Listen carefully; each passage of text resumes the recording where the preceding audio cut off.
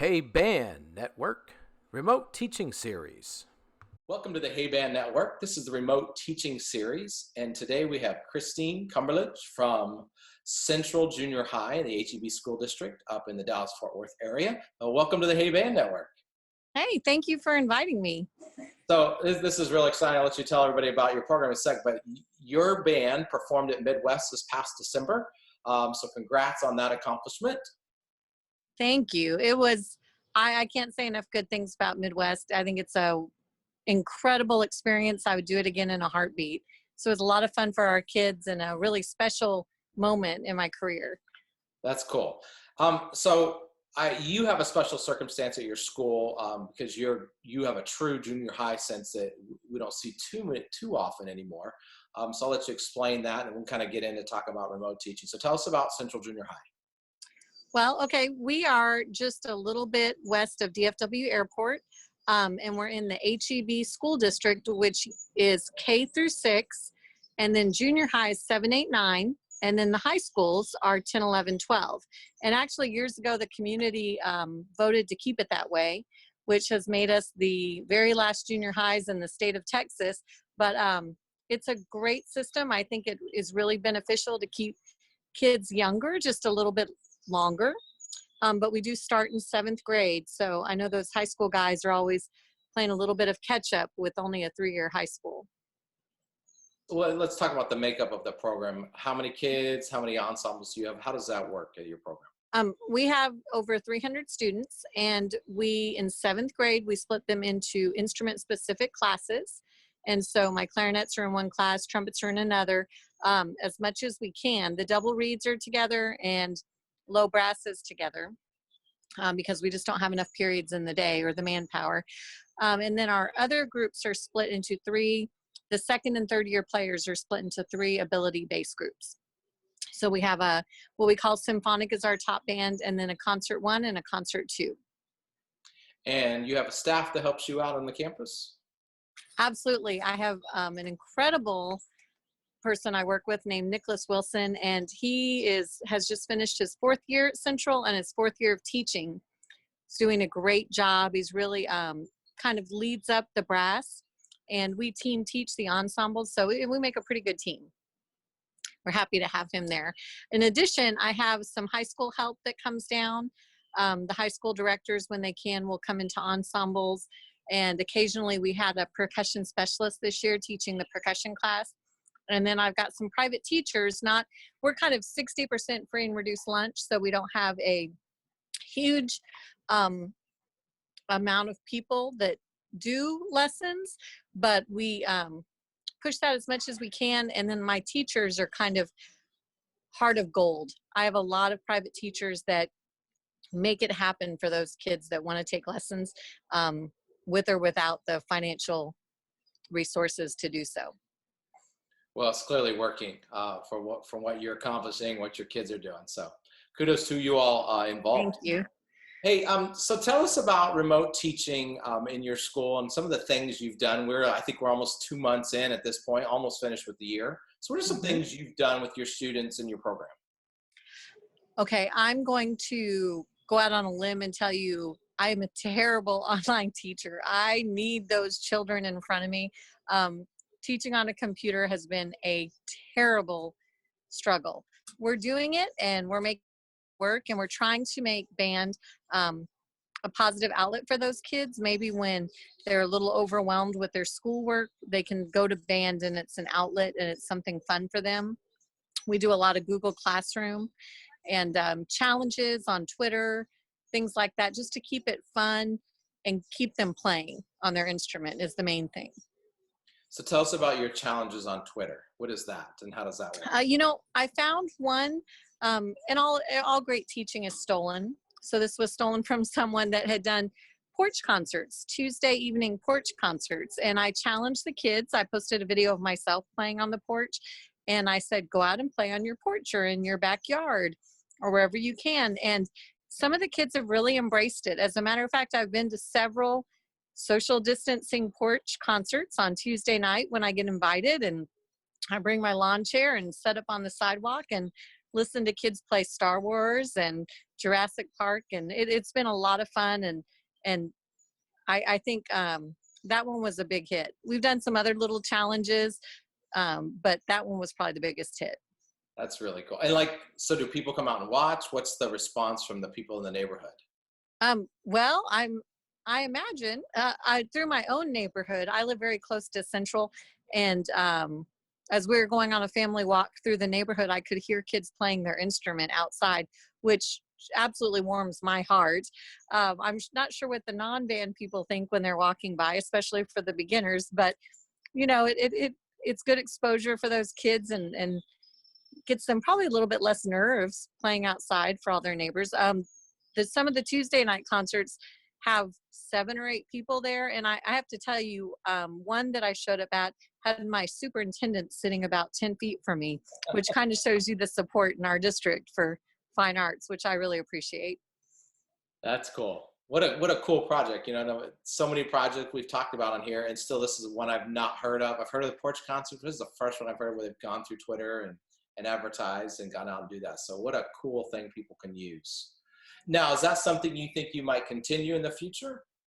I think it would be kind of fun, and I've put out there on our Google Classroom, if you invite me to it, I'm going to show up. So, you know, that might be something fun we do for the nicer weather months up here, and getting kids out there to play. When I was a beginner, my parents used to have me go outside and play on the porch so the neighbors could enjoy what I was doing. I think it was just to get me out of the house so they didn't have to listen to it all the time. That's awesome.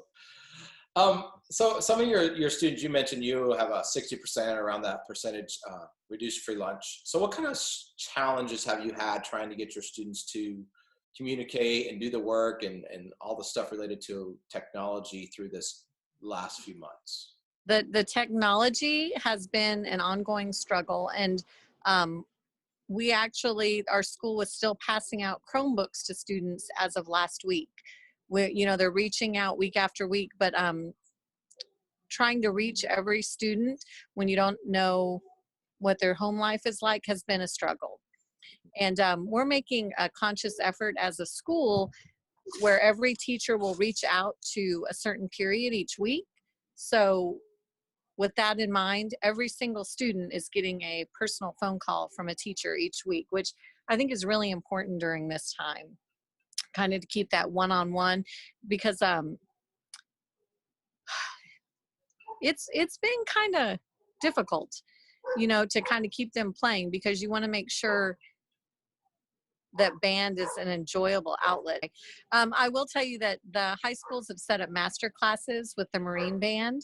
And so the kids have been able to jump onto that and sit through a master class with an incredible musician. And I think that's been a really neat idea too. That's cool. And that's the United States Marine Corps has set those up. I've seen a few of those advertised and promoted, and I know they've made a big push for it also. You have 9th graders getting ready to go to the senior high. So what are some things they've had to deal with in terms of getting ready, which is probably different? Maybe you guys can help out with that process for them. Well, our district is a Google Classroom for Trinity and LD Bell High School, and we are teachers in that. So we can kind of see what's going on and help facilitate those people and getting them in the right places for their auditions. But I think that the high schools were very smart about reaching out early on and making contact with those 9th graders to help the bridge between junior high and high school, make it feel a little bit less scary. Yeah, it is. And then with the technology challenges also, and that's the only way to communicate with kids, that's even tougher too. What are some things you've used on your campus with your staff to keep them, trying to keep everybody working and going? What are some things you all maybe found? We use, we meet once a week as a fine arts staff and kind of brainstorm with the choir and orchestra and the art teacher, just to kind of see what the challenges are, if we can help each other out. In addition, we're doing a lot of vertical alignment where we're meeting as a band staff, either through the junior highs or with the high schools. And we're kind of approaching this, you know, because I think everybody's in the same boat at this point, where it's not about, oh my gosh, maybe I can have the most kids in this organization or win this award. At this point, I want to teach my band and I want to be in front of those kids. And that's kind of my ultimate goal for the fall, is just let me teach band and let me get in front of the children as much as I can, because I miss them. But I think that this has kind of united us as a district, because we're willing to share. We've started Google Drives where we're sharing little snippets of music for the kids. We do a fun Friday where every Friday the kids can log on, and it might be little snippets of the Flintstones or Star Wars, just to kind of keep them playing and interested. But I've seen a real camaraderie build with our district and the other teachers here to try to navigate these waters. That's a cool project also you guys have done to encourage kids, but not the limit of demand, but it sounds like just another opportunity for them to build the bridge too. Anything you've tried in this process now that we've kind of had a chance to explore, like over time you've moved away from, you found maybe didn't work as well? I know some people are trying different things at this point, or trying to find better solutions, or maybe just learn in the process. I think I'll take, for instance, our auditions. We do a weekly grade that we have to put in the grade book. And so where I would normally do a pretty comprehensive audition, the first part of that is typically scales. And typically the kids have to have them from memory to be considered for the top band. And we don't want to lose those 7th graders, those beginners for us that might be too scared with this audition. So we're taking the approach now of the first part of their audition was a grade that included just play as many scales as you can in a minute. There was no expectation. That way a student who might struggle a little bit can submit a recording with 1 or 2 scales, and then it doesn't limit my high achieving players. They can do all 12 in that minute if they wanted to, but I'm kind of differentiating as much as I can, so we're not leaving anybody behind. That's kind of my goal with this whole online teaching. For those wondering why we are sitting outside listening to dogs bark, can you tell our audience why we're outside? My family and I have spent the majority, we bought a house about a year ago, and we were inside fixing up that all of last year. And this year has been outside doing work, gardening. I'm officially an old person. I watch the birds and fill my bird feeder and go and work in the lawn, on the lawn, which we never have time to do. We're not even home during daylight hours typically on a normal school day. So it's been really nice coming out here, and other than my neighbor's dog, I'm going to go on official record here and say that dog drives us crazy. But we really enjoy the outside, and we're spending a lot of time with family. That's cool. And we hear the birds, and maybe we should send the dog a sticker that says "Hey man," because first time member for that. So, but that's why some people may wonder. But I think that's that's where you've been. So that's how we work and get things done through this. We do have a nice air conditioner inside. It was just it's beautiful out here in the shade. So taking advantage of it. Nothing wrong with that. So. Any new tricks or tools you found maybe online that have helped you in teaching through a computer? The face-to-face to me has still been the most effective. So when we do our Google Meets, we try to do several during the week and it could just be I'm online. And if you have a question, you can jump on there and ask your question, or you can stay on the whole hour.